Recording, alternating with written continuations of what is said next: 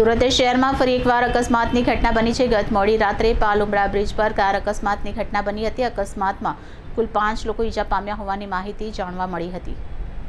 સૂત્રો પાસેથી મળતી માહિતી મુજબ હોન્ડા કંપનીની WRV કાર પાલુમડા બ્રિજ પરથી પસાર થઈ રહી હતી ત્યારે આ ભયાનક અકસ્માત સર્જાયો હતો। કારમાં સવાર તમામ લોકોને સ્થાનિક લોકોની મદદથી તાત્કાલિક નજીકની હોસ્પિટલમાં ખસેડવામાં આવ્યા હતા। આ કાર ચાલક ડોક્ટર વિરલકાંત નલિનકાંત ચૌધરી પાલભાઠા વિસ્તારના રહેવાસી હોવાનું જાણવા મળ્યું છે। ડોક્ટર વિરલકાંત છેલ્લા 1 વર્ષથી લાઇફલાઇન હોસ્પિટલ મોરા ભાગળમાં સેવા આપે છે તેમજ છેલ્લા 5 વર્ષથી વિનસ હોસ્પિટલ સાથે પણ સંકળાયેલા છે।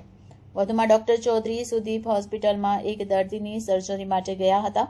સર્જરી પૂર્ણ કરી તેઓ રાત્રે લગભગ 11 વાગ્યા આસપાસ પોતાના ઘરે પરત ફરી રહ્યા હતા ત્યારે અકસ્માતનો સામનો કરવો પડ્યો હતો।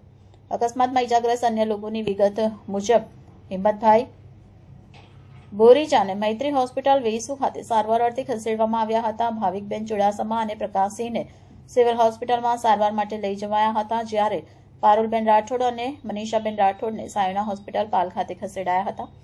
હોસ્પિટલ સૂત્રોના જણાવ્યા મુજબ તમામ ઇજાગ્રસ્તોને સમયસર સારવાર મળી ગઈ હતી। સદનસીબે અકસ્માતમાં કોઈને ગંભીર ઇજા થઈ ન હોવાનું તબીબોએ જણાવ્યું છે। આ અકસ્માતની ઘટનાની જાણ થતાં પોલીસ તાત્કાલિક ઘટના સ્થળે પહોંચી ગઈ હતી। પોલીસ દ્વારા અકસ્માતના ચોક્કસ કારણ અંગે વધુ તપાસ હાથ ધરવામાં આવી છે। પ્રાથમિક તપાસમાં અકસ્માત શું કારણોસર થયો તે અંગે હજુ સ્પષ્ટતા થઈ શકી નથી।